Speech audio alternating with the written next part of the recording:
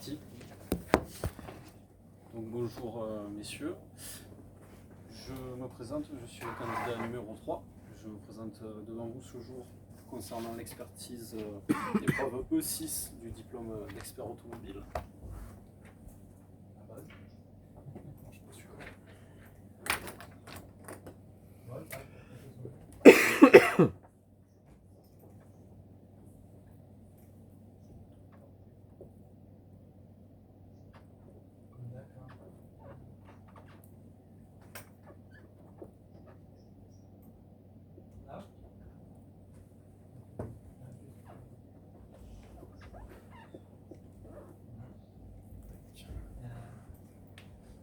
J'ai expertisé un véhicule à la demande de l'assureur Assure-Tout qui nous a missionné pour expertiser la Peugeot 207 de monsieur Castou qui apparemment était pris dans un sinistre avec le tiers monsieur Cascadeur. Donc, dans les documents à ma disposition, j'ai la copie de la carte grise du véhicule ainsi que la mission de l'expertise. Le certificat d'immatriculation, la copie qui m'a été remise, comporte plusieurs incohérences, à commencer par l'immatriculation.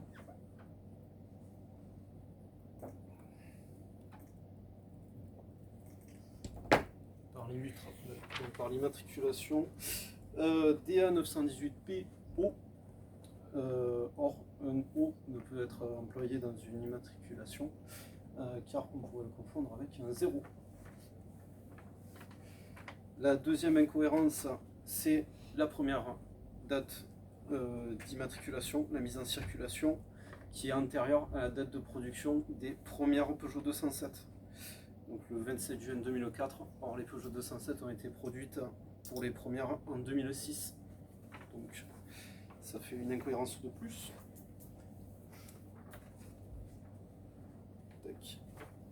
Le numéro de série comporte également plusieurs incohérences. J'ai relevé que celui sur la carte grise comportait 16 caractères. Or, le numéro de série en comporte 17. Dans ces mêmes erreurs, on voit que le numéro de série commence par VF7. VF7 désigne les Citroën. Nous avons une Peugeot 207 et le numéro de série frappé sur le véhicule correspond bien à une Peugeot. On commence par VF3 qui est caractéristique des Peugeot, qui leur est propre. On a également un défaut au niveau du nombre de places assises. Il est indiqué que ce véhicule a 3 places assises sur son certificat d'immatriculation. Or, il en a 5, qui fait une incohérence de plus. Et enfin, on a une incohérence au niveau donc, de la date du certificat d'immatriculation actuel et le numéro de formule. Apparemment, c'est un véhicule dont le certificat aurait été édité le 17 mars 2023. Et le numéro de formule commence par 2022, ce qui n'est pas normal, car, puisque la carte grise, donc le certificat d'immatriculation est de 2023, le numéro de formule devrait commencer par 2023.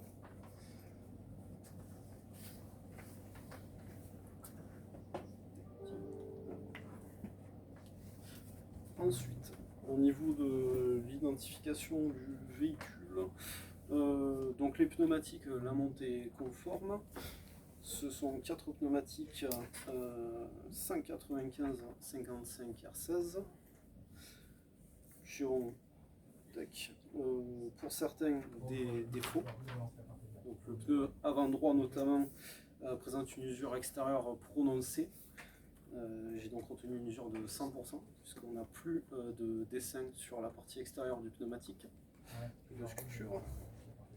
Le pneumatique avant gauche ne présente pas d'anomalie particulière. J'ai relevé à l'aide d'une jauge à pneus une profondeur de 3,5 mm en fond de gorge, ce que j'estime donc son usure à 50%. Les pneumatiques arrière, quant à eux, présentent de légères craquelures dues à leur âge et éventuellement, possiblement à leur stockage, et si on stockait dans un milieu très sec. Le pneumatique arrière droit, par contre, lui présente un danger. Il y a un choc sur la jante qui a entraîné une hernie sur le pneumatique. J'adresserai donc un courrier de dangerosité éventuellement au propriétaire si le véhicule vient à être réparable ou à regagner la route. Ensuite, au niveau de l'imputabilité,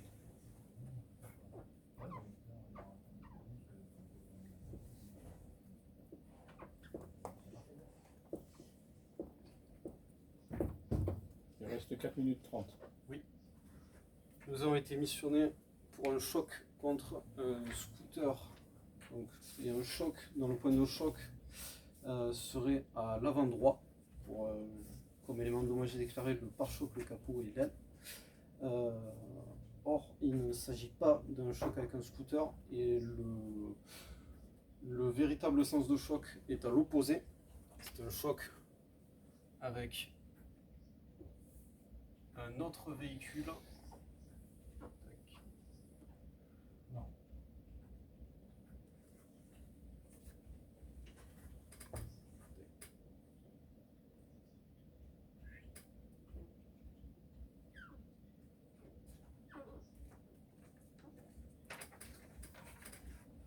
Je disais, c'est un choc avec un autre véhicule de sens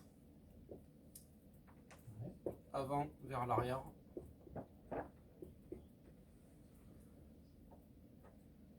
D'une direction donc de la gauche vers la droite avec un angle entre 270 et 315 degrés.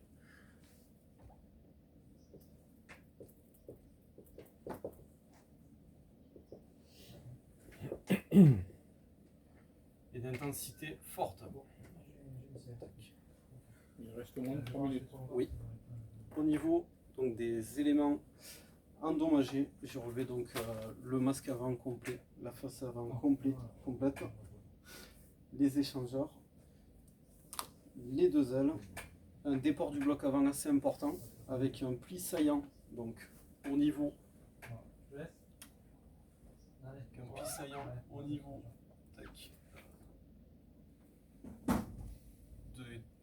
donc au niveau des toiles d'amortisseur.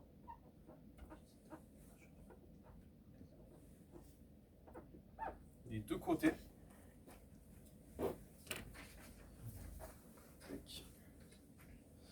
Donc sur ce véhicule, il faut donc remplacer les deux longerons. Il y a également une fissure sur le berceau avant, possiblement due au choc.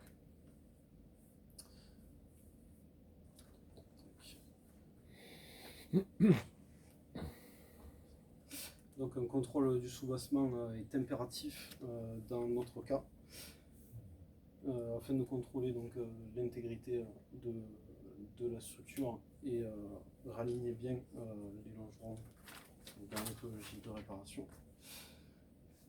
Ce véhicule a possiblement été projeté contre un corps fixe, puisqu'on a relevé, j'ai relevé des rayures fines parallèles entre elles sur l'aile avant droite, qui sont possiblement dues d'un autre sinistre. Il y a également des airbags déclenchés, donc l'airbag conducteur, l'airbag passager et les ceintures avant donc, du conducteur et du passager avant droit. Et je vais avoir besoin d'une déclaration plus circonstanciée auprès de l'assuré pour avoir plus de précision sur le sinistre en lui-même, car il est indiqué que lui était en stationnement, que ce serait un scooter qui aurait percuté à l'avant droit. J'ai besoin de savoir si le conducteur était à bord du véhicule ou non, pour savoir si le déclenchement des airbags a été possible dû au choc déclaré, ou s'il s'agit d'un autre choc complètement différent. Dans tous les cas, au vu des dommages que j'ai relevés, il ne peut s'agir d'un choc avec un cyclomoteur de type comme celui déclaré tiers. Moi, il s'agit d'un choc avec un autre véhicule d'un gabarit bien plus imposant. En conclusion, le véhicule n'est pas réparable économiquement et il fera l'objet de la procédure VGE pour les critères CA3, LS3 et SP4. Et j'ai estimé le coût des travaux à hauteur d'un montant approximatif de 10 000 € hors taxe. On est au temps. C'est fini? Parfait. C'est fini. Timing.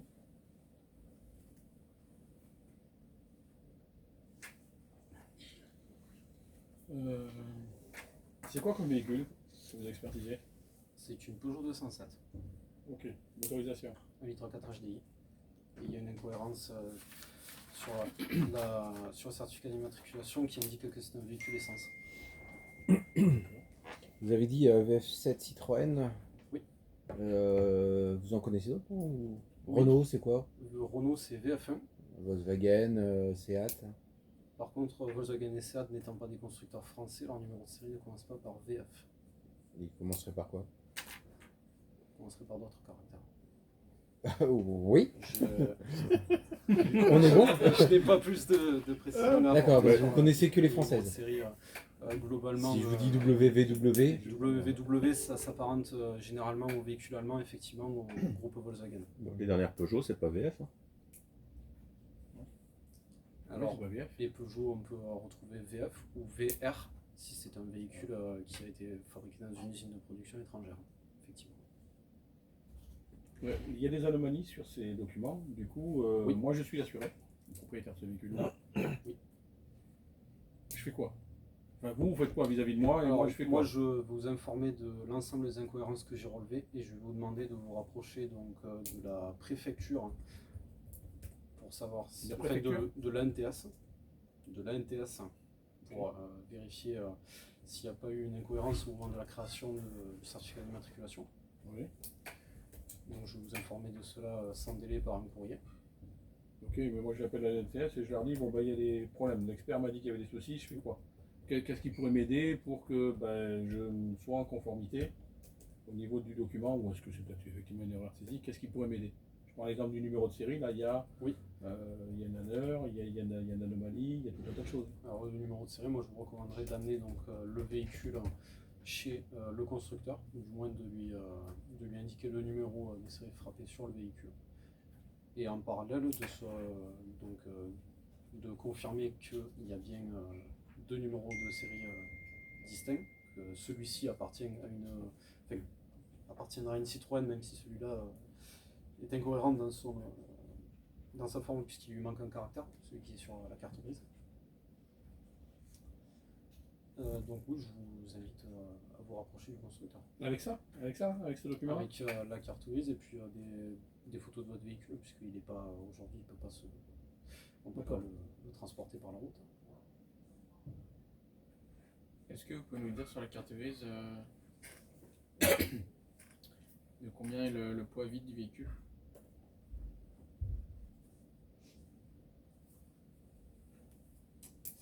Alors, le poids vide.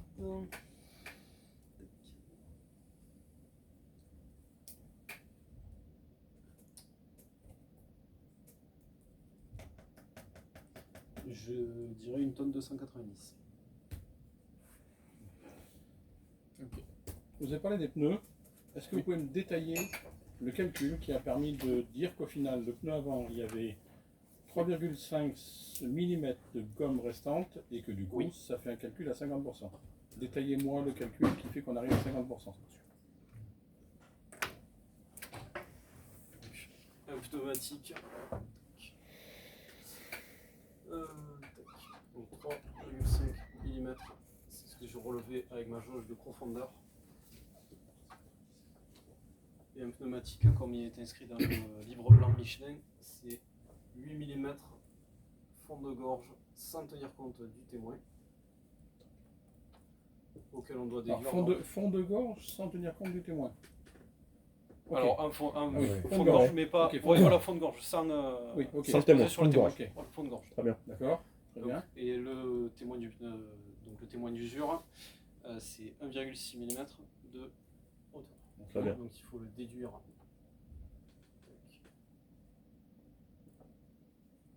Il faut le déduire donc pour avoir mon usure réelle, parce que le pneumatique on va considérer qu'il est usé à 100%. je vais le calcul il vite faut fait, sur parce que là, le on vous point. le montre là. Voilà. Donc ce qui donne 6,4 mm. Et donc je fais 3,5. 6,4, je fais un produit en croix. 3,5 fois 100, ce qui donne 350, divisé par 6,4, ce qui donne 52 approximativement. Donc, ce qui veut dire que il me reste 52% de mon pneumatique. Et donc l'usure? Et donc l'usure exacte est de 48%, arrondi à 50. Et la mesure de l'usure, là, vous l'avez prise à où? Je l'ai pris au centre de la bande de roulement et j'ai vérifié que le pneu était usé de façon uniforme. S'il y a On prend qu'un seul endroit au on centre? prend plusieurs endroits différents. On prend au centre et justement on compare sur les autres sur d'autres points du pneumatique pour vérifier qu'il y ait une usure uniforme. Et s'il y a un point qui vient être plus usé qu'un autre, on retiendra ce point-là. Si vous me permettez de dire que c'est les bons pneus qui sont sur le véhicule. Je crois que je vous ai dit que c'était les bons. Oui. Moi. La montée conforme, ce qui me permet de le dire, c'est l'étiquette inscrite dans le véhicule. Après, toutefois, si j'ai un doute, je peux me référer au constructeur. Cette étiquette, elle est où? Elle est sur le pied avant gauche du véhicule. Pied avant gauche? Pied milieu gauche, pardon. Non, Je n'ai pas regardé. vous n'avez pas regardé. Non, je l'ai pas regardé. Toujours un jour encore. Porte avant gauche. On n'en est pas loin. Pour ça. Ah non, pas gauche. Ok. Vous parlez des fissures aussi sur le pneumatique arrière, qu'ils étaient. Des craquelures, oui. Des craquelures, ouais. Oui. Qu'ils étaient vieux, enfin. Possiblement dû à l'âge ou au Ils avaient stockage. quel âge? Et comment le savoir? Comment savoir L'âge du pneumatique? l'âge du pneumatique, c'est indiqué donc sur l'extérieur du pneumatique. Sur le flanc, ok. Donc on a Et la donc semaine de fabrication et l'année de fabrication. Et donc, Là, ils- ils étaient deux. Et là, ils ils étaient étaient Bon, Que alors. je n'ai pas prêté attention. Prochaine fois. Oui. L'année L'année prochaine. prochaine. Et donc dans le coup, Prochaine. vous changez quoi comme pneu? Comment? Vous changez tous les pneus? Vous faites quoi? Ah non, moi je change pas les pneus. Enfin, j'informe le propriétaire qui a des légères craquelures sur les pneus, possiblement dû à l'âge. Mais alors vous les, faites- les ouais, mais alors- craquelures relevées, D'accord. il n'y a pas de risque d'éclatement. Oui, il n'y a pas de risque. Bon. Donc il n'y a pas de C'est- dangerosité D'accord, avérée. ok. Donc c'est pas vous qui changez les pneus, mais est-ce que vous lui conseillez de les changer? La vraie question elle est là. Moi je lui conseille de les remplacer. Mais vous avez parlé de danger tout à l'heure. Parce que oui. vous me dites là maintenant ils sont plus dangereux là, derrière. Faut le savoir. Ils sont dangereux, ils sont pas dangereux. Et une hernie, vous avez parlé de. Ah, le pneumatique arrière droit, lui, il y a une nécessité claire oui, de le changer. Donc ça veut dire que le Ça, gauche je on sais change que pas celui-là. alors? Comment? Le gauche on change pas? L'arrière gauche? Il n'y a pas suffisamment de dissymétrie pour être obligé de le remplacer. Et les craquelures? Est-ce que les craquelures pour vous c'est un motif de dangerosité ou pas? En fonction de leur profondeur, oui. Quelle Ah, usure oui. ils ont à l'arrière, les pneus? Les pneumatiques à l'arrière, tiens, tac, j'ai noté tout à l'heure. Les pneumatiques à l'arrière, j'ai relevé 5 mm, donc j'ai estimé à 20% l'usure. Et quelle est la mesure minimum qui oblige à remplacer un train de pneus sur un 5 essieu mm arrière de dissymétrie. 5 mm de dissymétrie. Ok. Vous imputez ou pas? Parce que alors au final, Non, j'impute pas. d'accord. Oh, bah alors. Qu'est-ce qui vous permet de. Alors, parce que vous émettez des mesures conservatoires ou d'emblée vous imputez pas? Alors, moi, j'émets dans un premier temps des mesures conservatoires, je demande une déclaration circonstanciée. Ok. Déclaration circonstanciée, mais j'affirme que ça ne peut pas être un choc contre un cyclomoteur qui entraîne un déport de bloc avant. Ok, parfait. Ah bon? Quels sont les critères qui définissent l'existence d'un sinistre?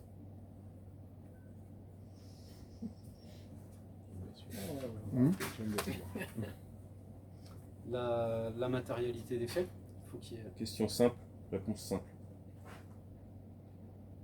la présence d'un choc sur le véhicule. Non, vous savez pas. Donc je ne saurais pas répondre à la question. DAC. L'acronyme DAC. Direct, actuel, certain, lien de causalité. Vous connaissez? Oui. Ouais, on en a parlé la dernière fois l'image. Oui. Donc, Dommage. Est-ce qu'il est direct là? C'est dommage. est-ce qu'il est direct? Est-ce qu'on a un... C'est quoi déjà un dommage direct? Un dommage direct, ça fait qu'il y a un point d'impact sur le véhicule. Est-ce qu'il y en a un? Oui. Ok. Est-ce qu'il est actuel? Et qu'est-ce qu'on cherche à. Le mot actuel, il veut dire quoi là en cas présent? On cherche à savoir s'il correspond à notre Non, déclaration. actuel. S'il y a de la Actuel, rouille. On cherche à savoir si, S'il est actuel par rapport- actualité. récent. Actuel, c'est la temporalité, on est Voilà. d'accord? Il date de quand le sinistre? 26 juin 2024. Est-ce qu'on a des éléments qui nous permettent de confirmer ou d'infirmer la temporalité? Sur l'avant gauche, j'ai pas relevé de points de rouille. J'ai relevé des points de rouille sur Très bien. la traverse. La question c'est côté droit. si j'en ai pas, il n'y en a pas. C'est voilà, ok. Ok. Certains. Certains. Parce que les dommages sont certains. Il y a des dommages, mais sont certains. Oui. Ils sont réels. C'est une Réels. certitude, oui. C'est une certitude. Ok. D'accord, ok. Et il y a une causalité maintenant qu'on arrive. Parce qu'il y a un lien causal entre, au niveau de la déclaration, entre le véhicule qui a heurté Alors, et. au vu des dommages déclarés par le tir, donc un garde-boue avant rayé, non, et sans dommages corporels, puisque c'est précisé. Mhm. Il a sauté juste avant l'impact. Oui, madame. S'il a sauté juste avant l'impact, au vu de l'impact sur le véhicule, il a quand même dû sauter sur le véhicule qui était lancé à. Ah bah il a dû passer une même vitesse au-dessus du véhicule, hein, très avec la importante. vitesse. Hein. Oui. Voilà. Avec les jambes qui faisaient comme ça dessous. Il y a clairement une incohérence entre ce qui est déclaré par le tir et ce qui est Ce présenté. qu'on attend de vous, précisément, c'est de nous dire aujourd'hui, mesures conservatoires concernant le lien de causalité. Je ne peux pas établir de lien de causalité entre ce qui est déclaré et ce que je constate sur le véhicule. Est-ce qu'on a d'autres éléments pour ça, justement? D'autres faisceaux d'indices qui nous permettent de matérialiser la fausse déclaration. Alors, le problème, c'est j'aurais aimé voir le pare-choc avant du véhicule pour éventuellement Là, on trouver l'a des pas, éléments. donc on fait ça. On ne l'a pas, on fait 100. Par rapport aux éléments qu'on a, qui vous ont été confiés. Ouais, là aujourd'hui, il y Quelles a quand sont même un les minimum de choses. circonstances du sinistre? Il faut une NP Les avec moi. Hein. circonstances du sinistre, donc le véhicule. J'étais en stationnement, le scooter venait de la droite lorsqu'il est venu me percuter, le conducteur n'a pas de dégâts corporels. Donc j'étais en stationnement. C'est pour ça que j'ai besoin d'une déclaration circonstanciée, parce que ce véhicule, pour moi, ne peut pas se trouver en stationnement. Il était. Il était en circulation Il y ou en avait stationnement? il y avait au moins un conducteur à bord et le contact était mis. Pourquoi? Déclenchement des airbags. S'il n'y avait pas de tir, s'il n'y avait personne dans le véhicule, les airbags ne peuvent pas déclencher parce qu'ils sont alimentés par un plus après contact. Il faut pas qu'il y ait un minimum de vitesse? Alors qu'est-ce qui fait que ça déclenche?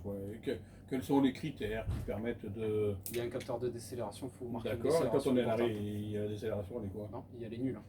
Donc, Donc, ce véhicule était en circulation. Il était percuté. en mouvement. D'accord. Il était en mouvement. Au niveau des préposés, il y a des choses que vous avez relevées comme pouvant être anomaliques ou Intrigante. ouais, voilà, discutables ou amenant un petit peu le doute, disons. Alors, sur le constat, on voit. C'est très subjectif, c'est mais bon. Concours de circonstances, c'est monsieur. Donc, Castou Paul. Castou et monsieur Cascadeur sont voisins, habitent Très tous bien. deux rue de l'Épave. Donc ça, c'est un faisceau d'indices qui amène le doute. C'est un concours de circonstances, c'est tout à fait Ah, bah, c'est possible qu'il n'y ait aucun lien. Hein. Ah, ben, on est Cependant, Mais ça- c'est assez surprenant. on a quand même tout un faisceau qui tend à prouver que on a un sérieux problème dans le lien de causalité qu'on pourrait fait, établir. Au niveau du sens, là, les longerons ils sont bien droits là. Alors, Comment ils sont ça, sur je le les ai véhicule représentés Le sens actuellement. de l'accident. Alors, aujourd'hui, Alors, Sur c'est- le constat, ça vient de la droite du coup, le sens. le choc vient de la gauche vers la droite. Et les longerons aujourd'hui sont comme ça.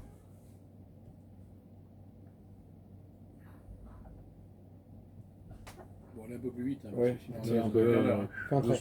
Ce soir, c'est pour finir. On a faim. Ok. Le berceau. Faut dessiner les points de moteur. fixation. Les points de fixation berceau moteur, où est-ce qu'ils se situent là dans le schéma?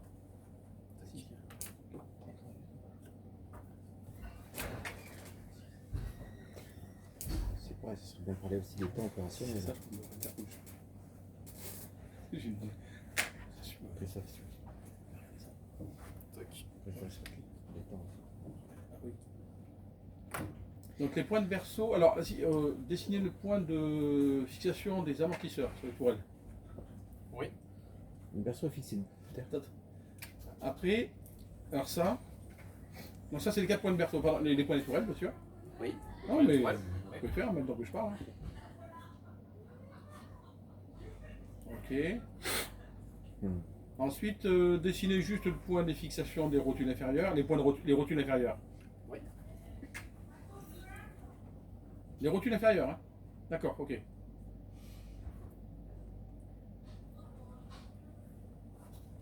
Et le tablier du véhicule, il Ouais, est où là? merci. Ouais. Ah, ouais, effectivement, ouais. Le berceau est potentiellement légèrement reculé par rapport Ah, mais reprenez les points si, On va si tablier, vos points sont là. pas bons. D'accord. Voilà, en fin de compte, grosso modo, votre berceau il est sous les pieds les pieds. Du conducteur? du conducteur. Oui, parce que si c'était le passager arrière, je pense que là il y aura un gros problème. Je suis d'accord avec vous. Ouais. Allez, remettez les points là. Ouais. Point de berceau. Ouais. Bah là, le trait Ouf. bleu, c'est quoi du coup là, Là, le par trait contre, bleu là, ça y est, on va parler du passager arrière. Là. On y va. Bon, on va aller au coffre. Effacez le trait Toutes bleu 4 et les minutes, points hein. bleus là. Le tablier là. Ouais. C'est où le tablier? Le tablier, il est où là? Là, voilà, on repart de Le zéro. tablier, il est. Bah non. Sur votre dessin. C'est là où c'est mal fait. Alors, Ouais. En fait, faut dessinez, effacer soit allez, les tourelles, soit les dessinez tourelles. le point de tablier. Bien sûr, Dessinez c'est la beaucoup ligne du plus- tablier. Bah ouais. Faire la ligne du tablier. Ok, Voilà. allez, mettons la ligne du tablier, Donc elle est ça là. bouge plus. Maintenant, par rapport à cette ligne du tablier là, vous dessinez les points des McPherson et les points du berceau.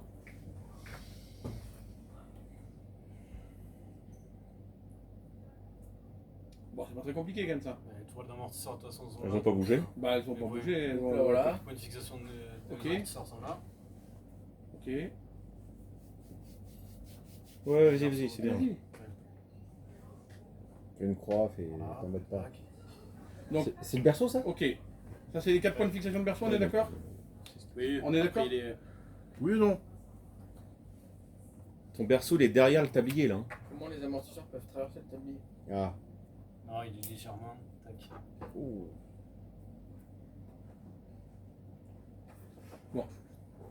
Et les rotules inférieures, là, elles sont où des roues là? Si je pousse le bouchon un peu plus loin. Off. Est-ce qu'on peut mettre- Tu crois que ça fera une belle chasse, ça Du coup, si, Ouais. si je regarde ça, pourquoi on a le critère CA3 là? C'est qu'on n'a pas d'angle de pivot quoi. Critère CA3 là, pourquoi on a ce critère là, vu qu'a priori on n'est pas déformé ni entre les points Alors, de. on a un pli au niveau. J'ai relevé un pli saillant au niveau de la tourelle d'amortisseur. D'accord. Avec possiblement une déformation entre les points d'ancrage de mécanique. Et dans tous les cas, on doit contrôler 2 le minutes. soubassement parce que le berceau est fissuré. Ce qui est possiblement dû au choc avant Ok, critère CA3 c'est quoi? Déformation entre les points d'ancrage mécanique. D'accord, fissure, ça en fait partie. La fissure. Alors j'ai relevé une fissure, il y a peut-être une déformation. Les LS3, pardon, J'ai pas LS3. été à même de me rendre compte. Non, Défaillance pardon, de la je me pièce. suis mal exprimé, pardon. C'est moi. Les critères c'était CA3, LS3, SP4. LS3, on est d'accord, c'est pour le berceau? Oui. D'accord. Et donc le berceau c'est quoi? Qu'est-ce qu'il a? C'est ça, c'est cette fissure Moi j'ai relevé la fissure effectivement. qui est liée à quoi? Elle est possiblement due au choc. Maintenant il faudrait. Bah, là de ce qu'on voit c'est que c'est en arrière des déformations. On est d'accord, là, les points de fixation, là on voit qu'ils sont derrière la tourelle. J'ai du mal à comprendre comment ils puissent être fissurés si on est en arrière là. Il n'y a pas de piège, hein, c'est juste. Elle était où la fissure? La fissure, elle était sur l'avant gauche du berceau. Ok. Exposée donc où? C'est ça, hein, sur la Elle part. était exposée dans la zone, à la zone de choc. Donc sur à peu près 10 cm. 1 minute. Oui. Ok. Ça vous a pas interpellé parce que là il n'y a même pas de fissuration. Hein. C'est écrouillé en fin de compte. Ah, il y a un manque de matière, il y a une coupe. C'est un Dans Juste le qu'on berceau. prenne des temps. Oui. Les temps. Et nous les écrire tous les temps. On peut mettre 2 minutes de plus. Ça part pas vite. Non.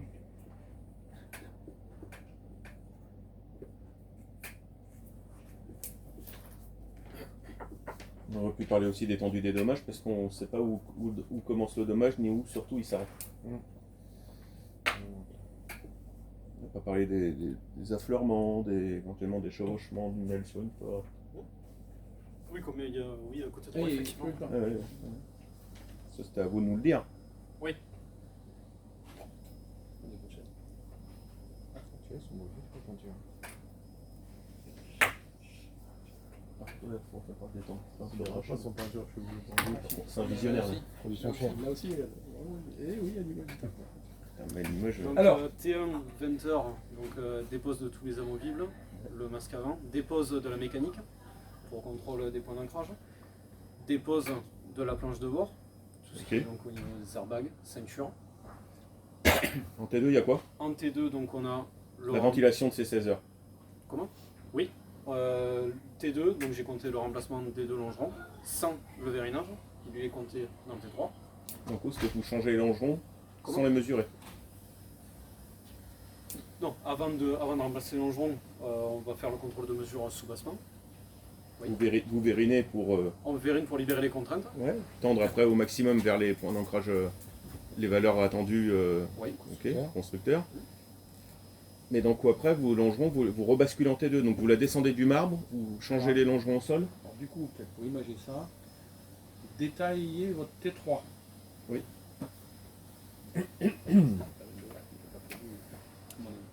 T3 donc. Géométrie, 1h50. On fera à la fin. Bon, ça fait 5 ans. Mise sur vent et pose des éléments de redressage. 12h50. Donc ça m'en faisait 4. Vérinage.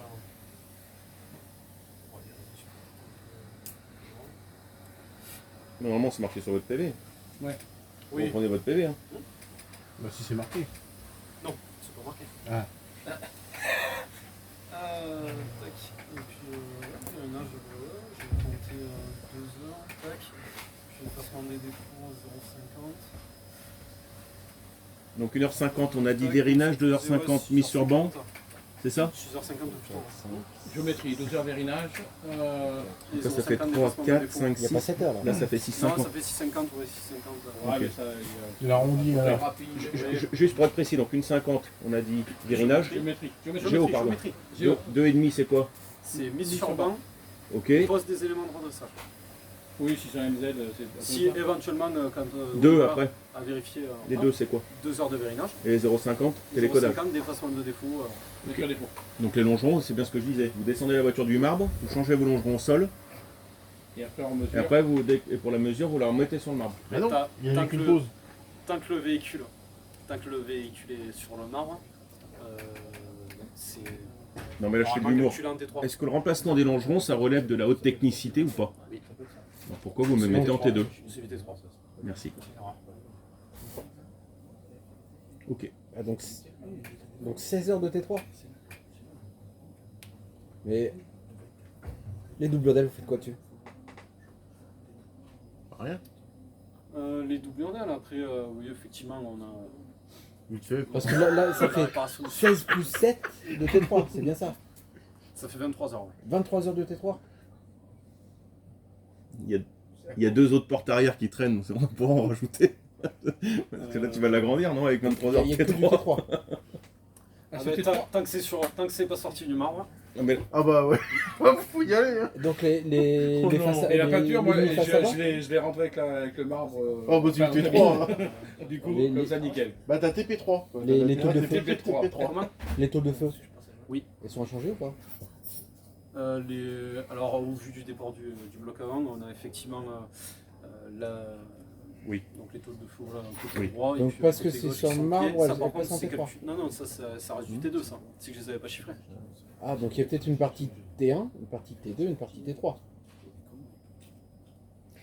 pour finir, une question Oui. simple ou pas. Là, on a débordé de 4. Hein. Vous avez, Ouais, donc non, vous imputez pas le sinistre au motif de l'incohérence. Oui. Ok. Est-ce qu'il serait VEI ce véhicule?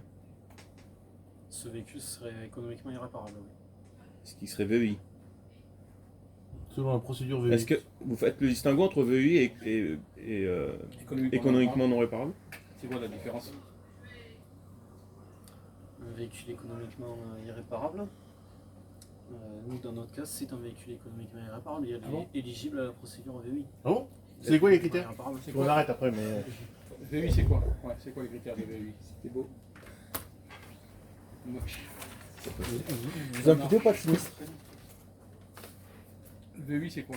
Bon, déjà, on va commencer les critères. Allez, bim bam boum. Allez, Critère du VUI. Critère du VUI, donc tout véhicule dont le poids total est inférieur à 3 tonnes 5. Donc un poids lourd peut pas être VUI. J'étais sur les visuels là. boum. Véhicule immatriculé. J'étais sur Bon, les il y a visuels. ça, et Véhicule immatriculé. Voilà. Véhicule immatriculé. Valeur supérieure à 152 euros. Et 45. 45. Et quoi d'autre? Allez, on y va là. Indemnisation Total ou partiel. partielle ou totale du Donc sinistre là- par une société d'assurance. Ah, Voilà. entre autres, donc effectivement le véhicule Et- serait Et quoi d'autre encore? Oui. Et quoi d'autre? Montant des réparations supérieur à la valeur du véhicule. supérieur à la valeur du véhicule. J'en reviens à ma question de tout à l'heure. On impute les dommages. Ou pas. Donc, le On sinistre n'impute doit pas les être. dommages. Donc le véhicule ne fera pas l'objet de la procédure VUI. C'est vous qui le déclenchez le VUI? Non, c'est l'assureur. Bonne réponse. Et on Il y reste a sur pas- une bonne Ouais. réponse. Comme C'est Ouais. parfait. Quand il n'y a pas d'intervention d'assurance, pas de VUI. On va lui demander. Ouais.